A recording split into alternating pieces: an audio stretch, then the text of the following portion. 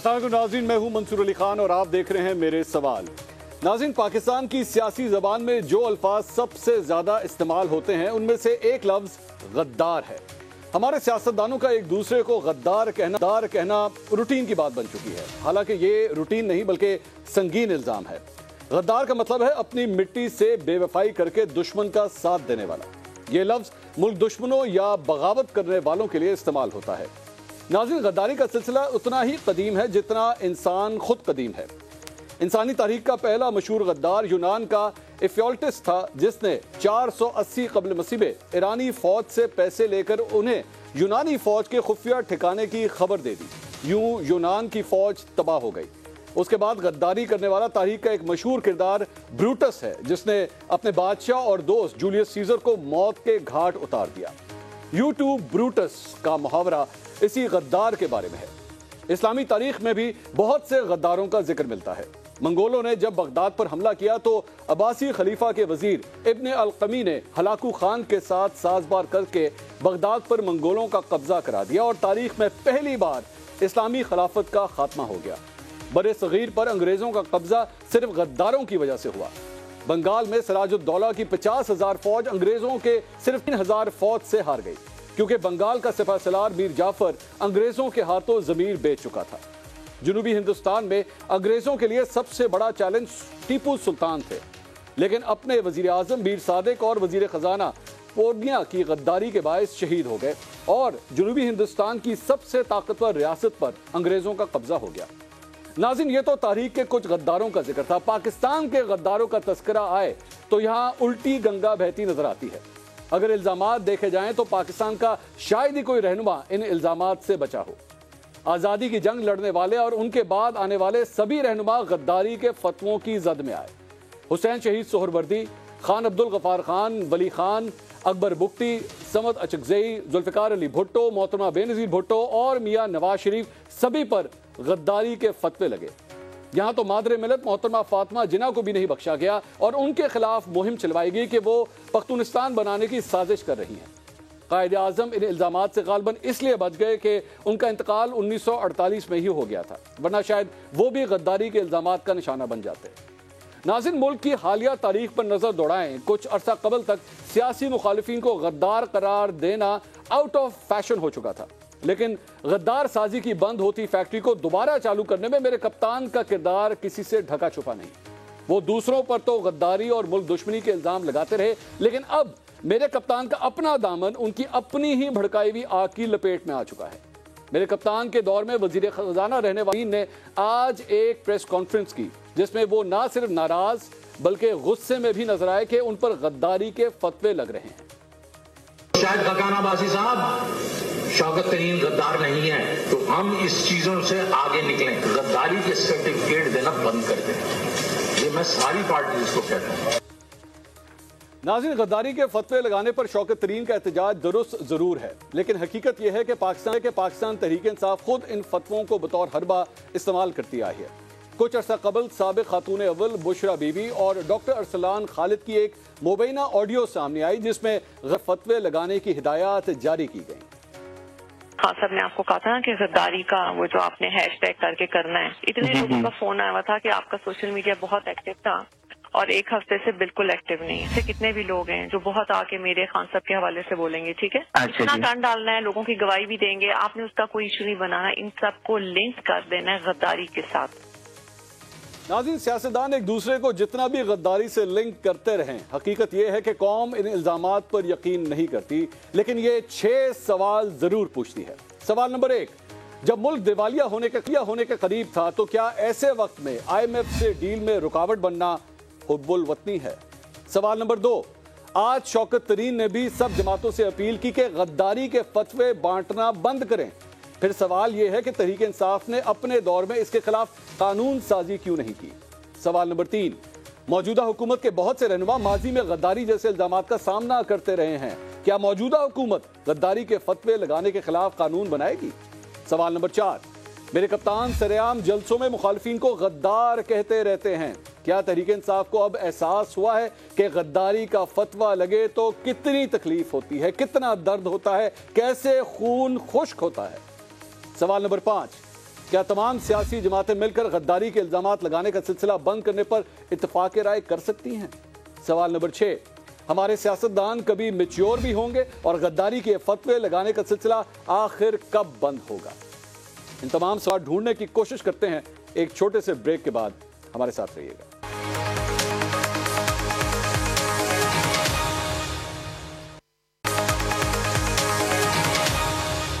नाज़रीन, welcome back after the break. Break से पहले हम बात कर रहे थे गद्दारी के फतवों की। शौकत तरीन साहब ने आज एक प्रेस कॉन्फ्रेंस की, काफ़ी गमज़दा भी लग रहे थे, उदास लग रहे थे और गुस्से में भी लग रहे थे कि उनके खिलाफ गद्दारी के फतवे लगाए जा रहे हैं। और वजह क्या थी कि उनकी जो ऑडियो सामने आई मुबैना तौर पर, जिसमें वो 2 वज़ीर ख़जाना जो सूबाई वज़ीर ख़जाना है उनको ख़त लिखने के हवाले से गुफ्तगू कर रहे हैं, उसी सिलसिले में उन्होंने कहा कि उसके बाद मेरे ऊपर गद्दारी के फतवे लगना शुरू हो चुके हैं। लेकिन ये पहला मौका नहीं है। इससे पहले इमरान खान साहब अपने मुख्तलिफ जलसों के अंदर भी जो है वो इसी किस्म के फतवे लगाते रहे हैं, बल्कि अपने कारकुनों को ये बार बार कहते रहे हैं कि जनाब इनके ये इस हुकूमत के जितने लोग जहां भी जाएंगे इनको 2 ही नारे सुनने को मिलेंगे। क्या कहा करते थे खान साहब, जरा सुनिएगा। मैं आज आपको कह रहा हूं, जिधर भी आपको दुनिया में पाकिस्तानी मिलेगा वो आपके ऊपर 2 लफ्ज कहेगा, चोर और गद्दार। गद्दार हो आप। ये आपने गुफ्तगू सुनी खान साहब की। आखिर कसूरवार कौन है इन गद्दारी के फतवों का, इस पे भी बात करेंगे। साथ साथ इमरान खान साहब आज साउथ पंजाब के अंदर बिलाखिर पहुंच गए, वहां पे भी जलसे से खिताब किया है उन्होंने, उसके हवाले से भी गुफ्तगू करेंगे और भी कुछ बड़ी एक्सक्लूसिव किस्म की चीजें आपके साथ शेयर करनी है। अपने पैनलिस्ट का सबसे पहले इंट्रोडक्शन कराता हूं। पाकिस्तान तहरीक इंसाफ से यावर बुखारी साहब हमारे साथ स्टूडियो के अंदर ही मौजूद है। यावर साहब, बहुत शुक्रिया, आपने हमें ज्वाइन किया। पाकिस्तान पीपल्स पार्टी से शर्मीरा फारूकी साहिबा हमें ज्वाइन कर रही हैं। मुस्लिम लीग नून है, मुस्लिम लीग नून से मोहसिन शाहनवाज रांझा साहब आज हमारे साथ प्रोग्राम में मौजूद हैं। यावर साहब, मैं सबसे पहले आपसे पूछना चाहूंगा, शौकत तरीन साहब ने आज काफ़ी ज़्यादा गमज़दा किस्म की एक प्रेस कॉन्फ्रेंस की। ज़ाहिर बात है जब आपके ऊपर इस किस्म के इल्ज़ामात लगे तो अफसोस होता है, लेकिन इमरान खान साहब खुद भी माजी के अंदर इसी तरह के इल्ज़ामात लगाते रहे हैं। गलत थे इमरान खान साहब या नहीं? देखें, डिफ़ाइन हर कोई अपने मुताबिक करता है गद्दार को, जो एक अफसोसनाक बात है। लेकिन मेरे नज़दीक भी अगर मैं देखूं कि इस मुल्क के साथ जो लूट खसूट करे और वो पैसा पाकिस्तान के बजाय बरतानिया में, अमेरिका में कहीं भी लेके जाके पैसा इन्वेस्ट वहाँ पे करे और फिर बवक्त ज़रूरत भी पाकिस्तान वापस ना लाए, सिवाय छुपा के अरबी कंपनियों के थ्रू, तुर्की कंपनियों के थ्रू वो रीरूट करके वो पैसा जब वापस लाते हैं, अपना ही पैसा, नाम सामने टर्किश कंपनीज का होता है, पार्टनर्स होते हैं और उस तरीके से लाते हैं, फिर दोबारा पैसा वापस ले जाते हैं। तो आई थिंक पाकिस्तान के साथ फाइनेंशियल करप्शन करना और लूट खसूट करना वो कहीं भी हुबल वतनी तो है नहीं। और वुटन क्रिकेट के जरिए अगर पैसे हैं तो वो ठीक है। देखें, अगर पैसा पाकिस्तान में आ रहा है, आई ऑल्सो फील कि देखिए जब हम लोग बाहर चंदा जमा कर रहे होते हैं, हम नहीं देखते हैं कि मंसूर अली खान के पास ब्रिटिश नेशनैलिटी है या नहीं। हम यहाँ पे हम लोगों ने जो चीज़ की आके इसको फर्दर रीडिफाइन, जो हमने उसको फाइन डेफिनेशन के तरफ गए कि हमने ये भी नहीं देखा कि उसके पास ड्यूल नेशनैलिटी है कि नहीं। ठीक है। अभी कई पाकिस्तानी रो रहे हैं ना कि यार मेरे पास पाकिस्तानी पासपोर्ट है, मैंने पैसा दिए दैट्स अ डिफरेंट इशू। वो तो पैसा पाकिस्तान में आए, पाकिस्तान में खर्च है, हम उसको उस तरीके से भी मैं देख रहा हूँ। सिर्फ अगर मिसाल के तौर पे पीटीआई का कोई भी लीडर पाकिस्तान से किसी भी मद में पैसा करप्शन के थ्रू कमा के बाहर लेके जाता है तो मुल्क को नुकसान दे रहा है। मुल्क को नुकसान देना किसी भी सूरत में हुब्बुल वतनी नहीं, उसको कोई काम नाम दे दे। इसी इन्हीं डेफिनेशंस की बुनियाद के ऊपर इसी तरह तो फिर मतलब जिस तरह शौकत तरीन साहब की वो जो मुबैना ऑडियो आई, तो फिर हर बंदा अपनी डेफिनेशन के मुताबिक कहेगा कि जनाब मेरी डेफिनेशन के मुताबिक ये गद्दार है, तो फिर ये सिलसिला नहीं, बिल्कुल आपकी बात दुरुस्त है ये।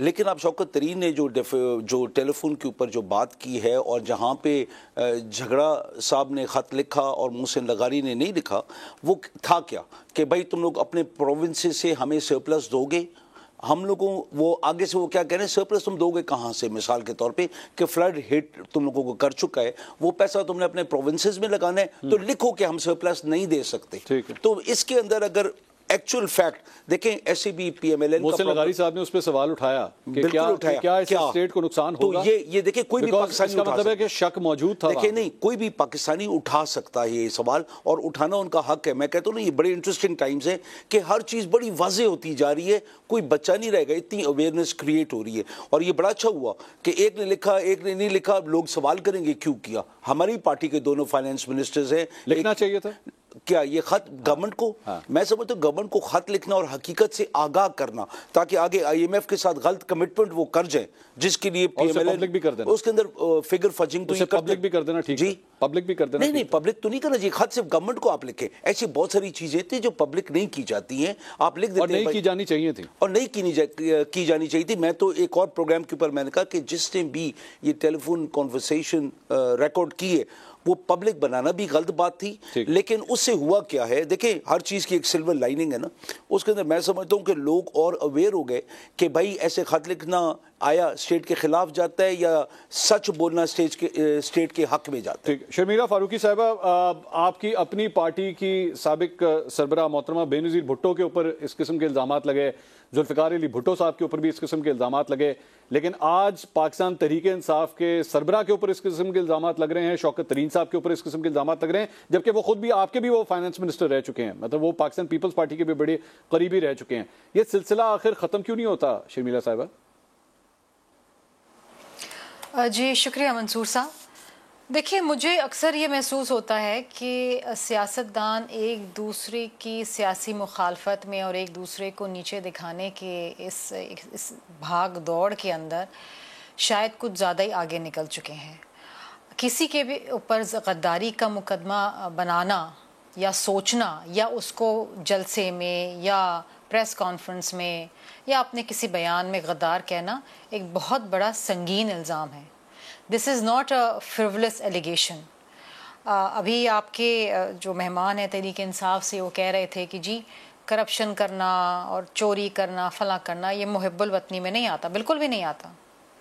लेकिन गद्दारी, आर्टिकल 6 ट्रीजन, अगर आप इतने संगीन इल्ज़ाम इतनी आसानी से आप किसी के ऊपर लगा देंगे, और किसी के ऊपर तो यहाँ पर करप्शन का इल्ज़ाम लगाना भी, चोरी का इल्ज़ाम लगाना भी पाकिस्तान में कौन सा मुश्किल काम है। जिस पे लग जाता है इल्ज़ाम वो शायद सारी उम्र उस इल्ज़ाम को उसको डिफेंड करता रहे, उसको अपने आप की सफाई देता रहे। लेकिन जब वो सफाई आ जाती है और वो बरी हो जाता है तो लेकिन वो जो एक अरसा दराज जो गुज़रता है जिसमें उसके ऊपर वो संगीन इल्ज़ाम लगता है और जिसे उस दौरान जो उसकी एक मीडिया ट्रायल भी होती है, उसकी एक फैमिली की भी ट्रायल होती है, तो उसका खमियाजा कौन देता है? कोई भी नहीं देता है। Let's take the example of Sharmila साहबा, ये जो कुछ भी आपके सेंटिमेंट्स हैं, आपके जो सेंटिमेंट्स हैं विच आर क्वाइट प्योर, तो मैं अगर आपसे एक पॉइंट ब्लैंक सवाल इसी सिलसिले में करूं कि क्या आप इमरान खान साहब को या शौकत तरीन साहब को, इन लोगों को आप गद्दार कहेंगी कभी? देखिए, मैं कभी किसी को गद्दार नहीं कहूँगी और ना मेरी जमात खड़े होके किसी को बग़ैर एविडेंस के, बग़ैर ट्रायल के किसी को गद्दार। हाँ, अगर आपने एक ब्लैटेंट वायलेशन किया है जिस तरह जनरल मुशर्रफ ने किया, कॉन्स्टिट्यूशन को एब्रोगेट किया, यस ही इज़ अ गद्दार, चाहे कोर्ट उसको प्रोनाउंस करे ना करे, उनके ऊपर गद्दारी का मुकदमा है। एक दफ़ा किसी एक शख्स पे एविडेंस के साथ अगर फैसला आ जाए, पता है मसला क्या है कि हम यहाँ पर इल्ज़ाम तो लगा देते हैं, लेकिन इल्ज़ाम लगाते लगाते जो असल में जो वाकई गद्दार होते हैं ना, उनको आज तक सजा नहीं मिली है।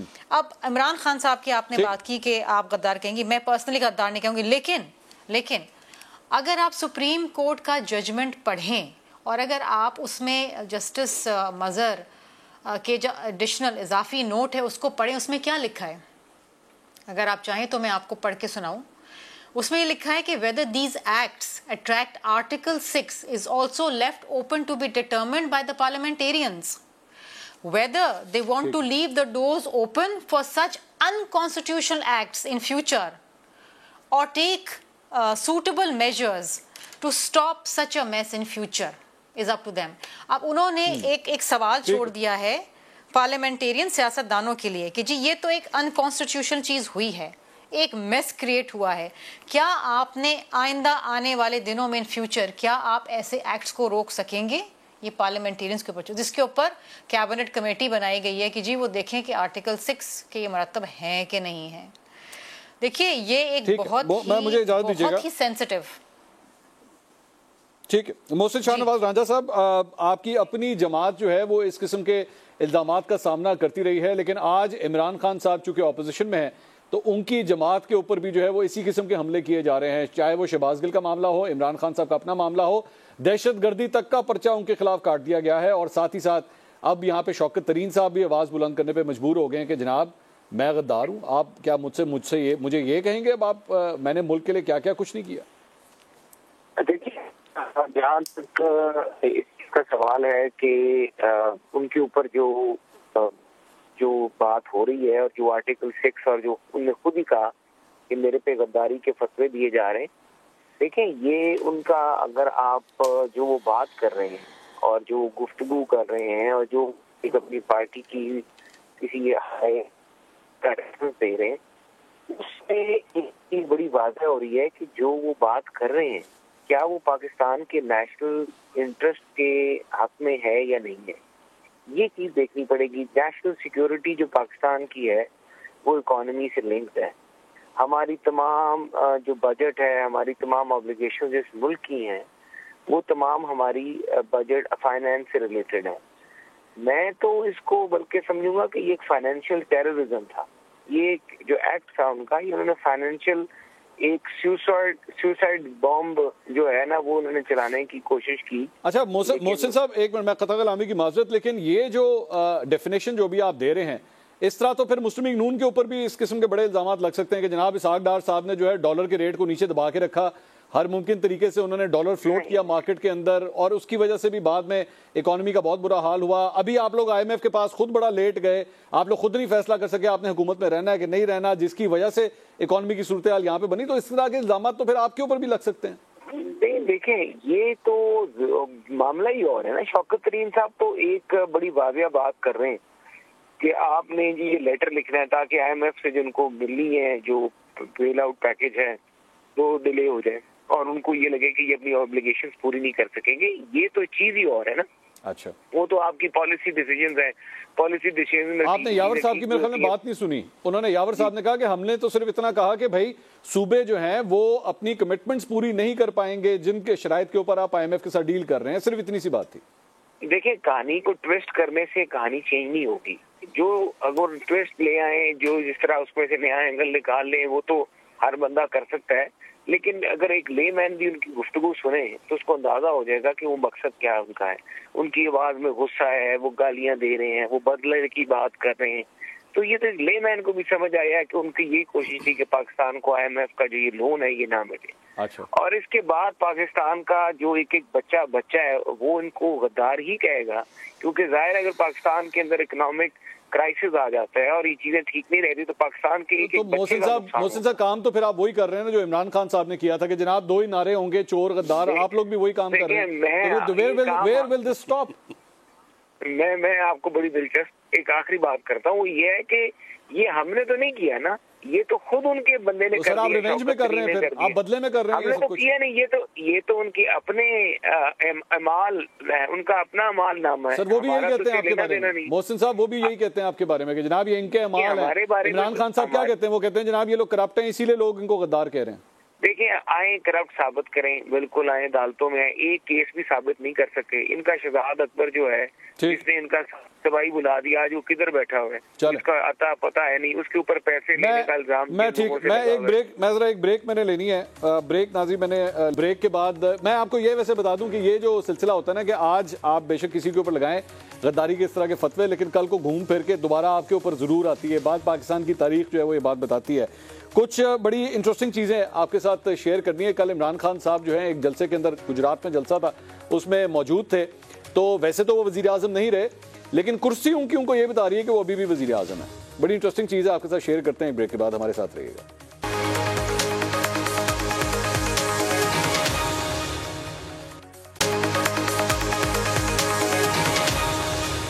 नाज़रीन, welcome back after the break. नाज़रीन, इमरान खान साहब अपने जलसों का सिलसिला तो जारी रखे हुए हैं। जेलम में, गुजरात में, सरगोदा में तो उन्होंने जलसे कर लिए हैं और भावलपुर में भी आज उन्होंने जलसा मुनक्किद किया है। लेकिन एक बड़ी इंटरेस्टिंग चीज़ आपके साथ शेयर करना चाहूँगा कि कल हमने गुजरात के जलसे में देखा और आज भावलपुर के जलसे के अंदर भी ये चीज़ देखने में आई कि स्टेज के ऊपर इमरान खान साहब के लिए जो कुर्सी रखी जाती है उसके ऊपर PM लिखा हुआ है। अब ये आप ये विजुअल्स देख सकते हैं, वो जिस कुर्सी के ऊपर बैठे हुए हैं उसके ऊपर पीएम लिखा हुआ है, साथ परवेज इलाही साहब है, उस पे सीएम लिखा हुआ है, लेकिन इमरान खान साहब की कुर्सी के ऊपर जो है वो पीएम लिखा हुआ है। अब मेरा सवाल ये है कि ऐसी क्या ज़रूरत है कि जब आप प्राइम मिनिस्टर रहे नहीं हैं तो इसके बावजूद आप कुर्सी के ऊपर जो है वो पीएम लिखवा रहे हैं, और खान साहब आके बैठ भी रहे हैं उसके ऊपर। या तो हो ना कि वो देखें और उसके बाद कह दें कि नहीं यार मैं नहीं हूं प्राइम मिनिस्टर, इसको हटाइए वहां से, लेकिन वो भी आराम से बैठे हैं। ये कल भी हुआ है, ये आज भी हुआ है। यावर बुखारी साहब, ये किस बात का इतना चाह है कि नहीं मैंने पीएम की कुर्सी के ऊपर फिर भी बैठना है, और अगर नहीं दोगे तो मैं खुद अपनी पीएम की कुर्सी बना लूंगा? इससे पहले तो मैं आप सबको, जो आप जर्नलिस्ट हैं, सबको मुबारकबाद देता हूँ कि ARY दोबारा रिस्टोर हो गया, थैंक गॉड। और बहुत अच्छी बात हुई है ये, मतलब दिस इज गुड। चाहे हम करें चाहे कोई करे, कल को अगर हमें भी बंद किया गया तो हमारे लिए भी नहीं, कोई भी करे, आपको पता है मैं हमेशा इस बात के अगेंस्ट होता हूँ। जर्नलिस्ट का काम है सवाल करना और गंदी चीजों को निकालना ताकि वो गंदी चीजें रुके। ये मैंने जो पीएम के हवाले से सवाल किया उसके बाद मैं वो मुझे इशारा दे रहे हैं। देखिए, प्राइम मिनिस्टर इमरान खान साहब जो हैं, हम क्योंकि उनको प्राइम मिनिस्टर कहते हैं और मानते हैं, मैं बैठा हुआ कह रहा हूँ, वो हमारे प्राइम मिनिस्टर हैं। अगर हम इनको प्राइम मिनिस्टर मानते तो हम नेशनल असेंबली में बैठे होते। रिजाइन करने का मकसद ये है कि हमारा जो मौक़िफ़ है कि ये जिस तरीके से भी आई साजिश, मुदाखलत और फिर इधर आके जो भी इनके सहूलतकार थे, आप नेशनल असेंबली से तो हम लोग नेशनल असेंबली से इनको हम क्योंकि रिजेक्ट करते हैं, हम एक्सेप्ट नहीं करते हैं, और हम इमरान खान को अभी तक प्राइम मिनिस्टर कहते हैं। तो सेनेट से भी बाहर आ जाए तो नहीं, सेनेट वो तो खान साहब का डिसीजन है, जब बोलेंगे तो वो सारे बाहर आ जाएंगे। जब बोलेंगे सेनेट शहबाज शरीफ साहब को वज़ीर आज़म मानती है, कौमी असेंबली शहबाज शरीफ साहब को वज़ीर आज़म नहीं मानती। नहीं, अगर हम माने ना माने, हाँ, उससे फ़र्क नहीं पड़ता है। मुल्क के कानूनी वज़ीर आज़म अवाम की नज़र में शहबाज शरीफ हैं, लेकिन हम उनको एक्सेप्ट इसलिए नहीं करते। हम कहते हैं क्योंकि जो बात हमें पता है कि ये लोग एक साजिश और मुदाखलत के जरिए आए कि आप कुर्सी के ऊपर खुद ही लगा दें कि मैं नहीं, लेकिन वो कुर्सियाँ रिजर्व होती है ना, वो नाम लिखा जाता है, तो people out of their own love. अभी जैसे मैं प्राइम मिनिस्टर कह रहा हूँ ना, लेकिन हमें पता है कि शहबाज शरीफ प्राइम मिनिस्टर हैं, लेकिन अभी हम अपने प्यार से अगर कहते हैं और किसी ने प्यार से पीएम लिख दी है तो इट्स ओके, मतलब इसमें कोई हर्ज तो नहीं होना चाहिए, इतनी बड़ी बात नहीं है। शर्मिला साहब, इसको किस तरह रिजॉल्व किया जाए? एक बात कर लूं, वो शर्मिला ने जो बात की थी, I totally agree with her कि जो हमारा आर्टिकल 6 है जो हाई ट्रीजन को करता है, मैं समझता हूँ इसके अंदर भी अमेंडमेंट की ज़रूरत है कि इसके अंदर अगर हम जो करप्शन की अलग डेफिनेशन है इसके अंदर हमारे कॉन्स्टिट्यूशन में, इसको जो भी इस मुल्क को नुकसान पहुँचाता है किसी किस्म का, and it should also be stated के फाइनेंशियल, और उसको भी इसके अंदर डालना चाहिए। फाइनेंशियल करप्शन उसने अगर कोई की हुई हो, यस, और इलेक्शन लॉज को भी ब्रेक करके फाइनेंशियल करप्शन की हो, तब भी कुछ भी कहीं तो उसको इस मामले में, I know way you leading me, लेकिन कुछ भी, मैं तो आपसे पूछ रहा हूं, कुछ भी खतरनाक है। देखिए, मुल्क हम देखें, चाहे यहाँ पे शर्मिला बैठी हुई हैं पीपल्स पार्टी से, मोहसिन बैठे हुए PMLN से, मैं, हम तीनों के लिए मुल्क सबसे ज्यादा अजीज है, बाकी आनी जानी चीजें। ठीक है शर्मिला साहबा, ये किस तरह कन्विंस किया जाए? मतलब पाकिस्तान तहरीक साहब वो कहते हैं जी हम तो मानते ही नहीं है, शहबाज शरीफ साहब को वज़ीर आज़म नहीं मानते, हमारे वज़ीर आज़म जो है वो इमरान खान साहब ही हैं। अब आप उसको प्यार समझे, लॉयल्टी समझे, जाहिर बात है कुछ लोग उसको बेवकूफ़ी समझेंगे, वो जो मर्जी समझें, वो हमारे वज़ीर आज़म है। देखिए, एक तो जाहिर बात है कि हर जमात के कारकुन और उनके जो फॉलोअर्स है वो चाहते हैं कि उनकी जमात का लीडर ताहयात वज़ीर आज़म रहे, लेकिन there something called being humble, और देयर समथिंग बीइंग कॉल्ड कि अगर आपकी एक कॉन्स्टिट्यूशनल तरीके से पार्लियामेंट के अंदर आपकी मेजॉरिटी जा चुकी है तो आप उसे ग्रेसफुली एक्सेप्ट करें। लेकिन जब आप इस टेंजेंट पे चले जाएं, जब आप कहें मैं तो मानता ही नहीं हूँ, चाहे सुप्रीम कोर्ट ऑफ पाकिस्तान कह दे कि जो आपने काम किया है वो गैर आइनी है, अनकॉन्स्टिट्यूशनल है, इट्स अ टोटल मेस, और वो लिख रहे हैं कि जनाब पार्लियामेंटेरियंस इसके ऊपर फैसला करें कि आइंदा ऐसी हरकत ना हो। तो अगर आपने ये बात पे अड़ जाना है कि मैं मानता नहीं, और एक सेल्फ ऑब्सेशन, मुझे हमेशा से एक चीज़ लगती रही है कि इमरान खान साहब is probably obsessed with himself. मैंने अक्सर लोगों से भी सुना है कि वन मैन शो हैं, उनका गुस्सा है, चीज़ें, लेकिन मैंने देखा है उनको कि he is obsessed. He feels कि इस पाकिस्तान में अगर कोई साफ़ सुथरा है, दयानतदार है, कॉम्पिटेंट है, इस मुल्क को संवार सकता है तो वो खुद है और कोई नहीं है। ये एक सेल्फ ऑब्सेशन नहीं होती, अपने आप को समझना कि आई एम द अल्टीमेट। सो मुझे लगता है कि वो देख के ये खुश होते होंगे और जो ये पर्चा लगाता होगा वो अगर अगली दफ़ा ये कोई इनको हुकूमत मिल गई तो वो सेनेटर और फेडरल मिनिस्टर तो पक्का पक्का है। और जो ये लगा रहे हैं ना उनको भी पता है कि व्हाट प्लीजेज हिम, सो वो ये कर रहे हैं। तो हमेशा से ये एक तासुर इमरान खान साहब का आया है कि he is really obsessed with himself.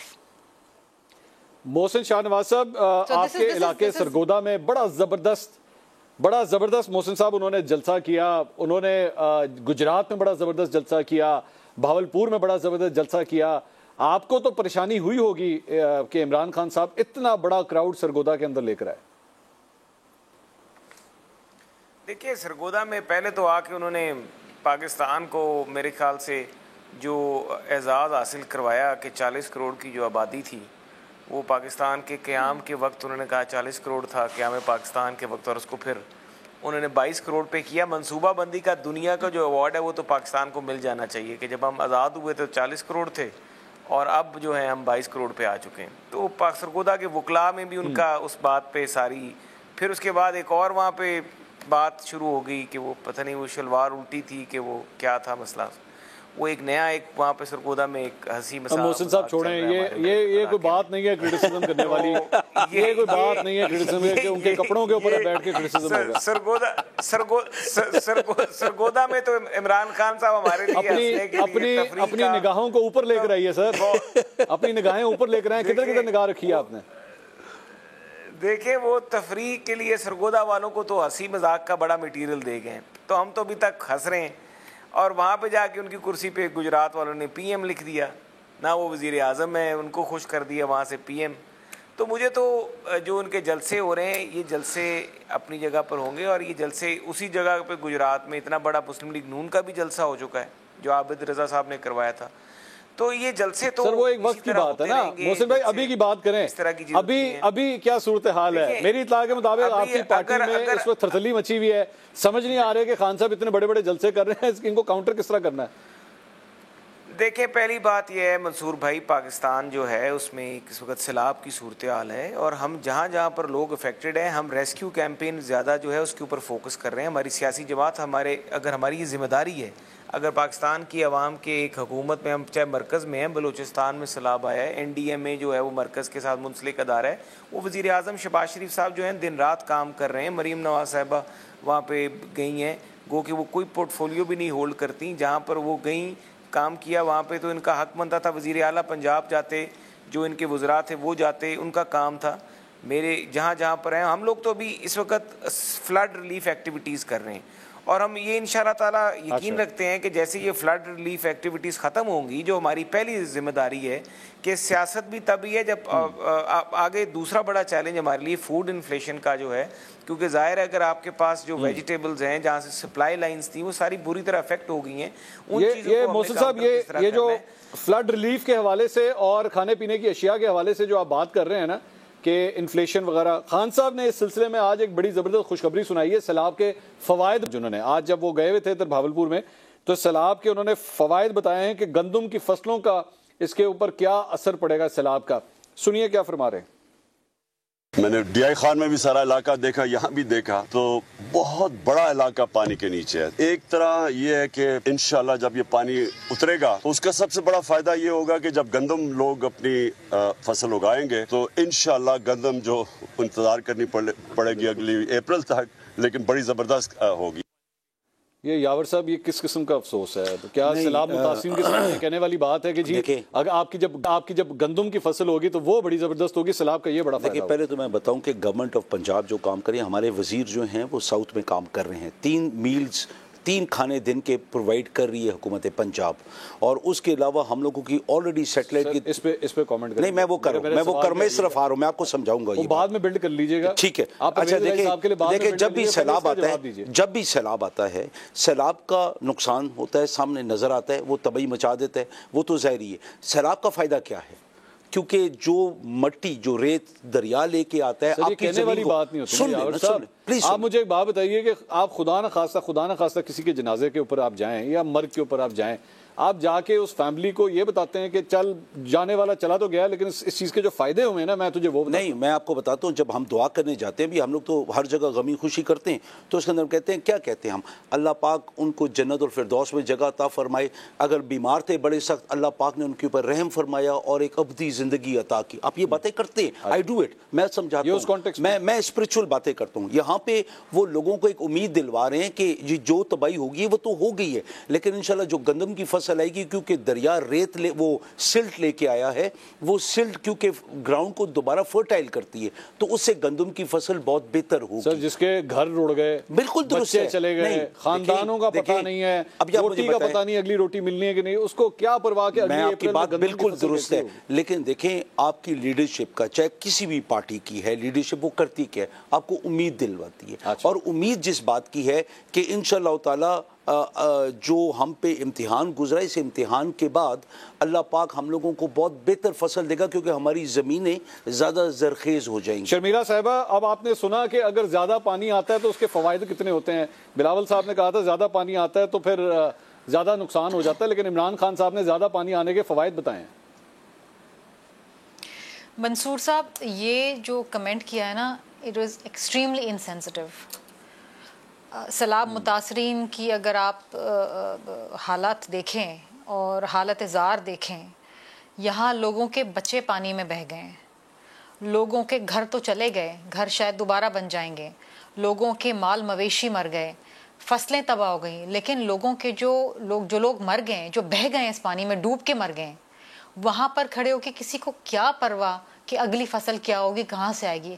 अभी तो उस बेचारे का ना घर है, ना बार है, ना बच्चे हैं, ना कुछ है। आपको पता है सैलाब मुतासरीन की ऐसी ऐसी दर्द भरी कहानियाँ हैं कि अगर मैं आपको सुनाऊं तो आप रो पड़ेंगे। मैं अभी नौशेरो फिरोज से एक फैमिली यहाँ कराची में आई है, कैंप के अंदर 2 साल की बच्ची है, उसका नाम है खैर खातून। वो उसकी दादी उसको लेकर आई है। वो 2 साल की बच्ची है, उसके माँ बाप दोनों पानी में बह के डूब गए। ऐसे लोगों के दरमियान खड़े होके आप मुस्करा के ये कहें कि जनाब अगर पानी का फ़ायदा ये होगा कि जी अगली फसल जब अप्रैल में उतरेगी तो जी वो बड़ी जरखेज़ होगी और बम्पर क्रॉप होगी। व्हाट काइंड ऑफ मतलब ऐसे शख्स अपने आप को इतनी इनसेंसिटिविटी। देखें, मरना बरहक है, हर किसी घर में मौत होनी है, ये हम सब ने जाना है। क्या कोई एहसास है कि किसी का कोई मर गया है, किसी का ज़िंदगी की जमा पूंजी चली गई है? This is highly insensitive. मतलब ये कोई उनको समझाते। और मैं तो हैरान हूँ यावर साहब, I mean you are from his party, आप यहाँ पर रिप्रेजेंट कर रहे हैं पीटीआई को, लेकिन कुछ चीज़ें आर इनडिफेंसिबल, उनको प्लीज़ डिफेंड ना करें, क्योंकि अगर आप इन चीज़ों को डिफेंड करते हैं ना, आप लोगों के ज़ख्मों पे मज़ीद नमक छिड़क रहे हैं। आप ना डिफेंड करें। एक होता है कि इंसान अपनी गलती कह दे कि जी गलती हो गई, ये इनसेंसिटिव कमेंट था, फाइन, लोग माफ़ कर देंगे। लेकिन ये कमेंट लोग ताहयात याद रखेंगे जिनके लोग मर गए हैं, जिनके लोग बह गए हैं, जिनकी हर चीज़ ख़त्म हो गई है। ये कोई मजाक का वक्त नहीं है, ये कोई खुशी का वक्त नहीं है। भाड़ में जाए बम्पर क्रॉप्स आते रहेंगे पाकिस्तान के अंदर, बड़ी फसलें लगेंगी, लोग वापस नहीं आएंगे, लोगों की जमा पूंजी वापस नहीं आएगी। कैसे इन लोगों को बहाल करेंगे आप? कैसे इन लोगों को बहाल करेंगे? पानी के रेले में लोगों ने अपनी मैं एक आर्टिकल पढ़ी थी अखबार के अंदर, उसमें एक आदमी था जिसके 6-7 फैमिली मेम्बर्स थे। उसका बच्चा भी बह रहा था पानी में और उसका जानवर भी बह रहा था पानी में। उसने कहा मुझे फैसला करना पड़ा कि मैं उस बच्चे को बचाऊं या मैं उस जानवर को बचाऊं जो मेरे बाकी घर वालों को खाना पीना देगा। तो उसने बच्चा बहा दिया अपना। लोगों को ऐसे भयानक फैसले करने पड़े। उस माहौल के अंदर क्या आप ऐसे कमेंट करते हैं? How can you be so insensitive? आपके दिल में कोई दर्द नहीं होता, कोई तकलीफ नहीं होती? अगर आप वहाँ गए हैं, अगर आप हेलीकॉप्टर में घूम रहे हैं और नीचे देख रहे हैं पानी है, आप जाएं तो सही, ज़रा लोगों से मिलें तो सही ना, लोगों की तकलीफ तो सुने, उनका हाथ तो पकड़े, उनके सर पे हाथ तो रखे, पूछे तो सही। उनका हर चीज़ चली गई है उनकी, मतलब एवरीथिंग इज गॉन। मुझे इजाज़त दी। लोग सड़क पे बैठे हुए हैं। मोहसिन साहब, मैं इसी तरह का क्रिटिसिज्म जो है वो मरियम नवाज साहिबा के ऊपर भी हुआ था जब वो मुल्तान गई और वहाँ पे उन्होंने एक खातून के साथ तस्वीर खींची, बाद में उसको डीपी के ऊपर भी लगाया, लेकिन तस्वीर खिंचाने के बाद उस खातून ने कहा जी मरियम नवाज साहिबा मेरे साथ तस्वीर खींच के तो चली गई, दिया मुझे उन्होंने कुछ नहीं। अगले दिन फिर उसको सामान वगैरह दिया गया, वो भी तब जब मीडिया के ऊपर शोर मचना शुरू हुआ। हमारे तमाम सियासी रहनुमा जो हैं वो अवाम के साथ इस सैलाबी सूरत हाल में कनेक्ट नहीं हो पा रहे जिस तरह उन्हें कनेक्ट होना चाहिए। देखिए, मैं इस पे एक बड़ी आपको वाज़ेह बताऊं कि जब आप रिलीफ का काम कर रहे होते हैं उसके बीच में ये प्रॉब्लम साथ साथ चल रहे होते हैं।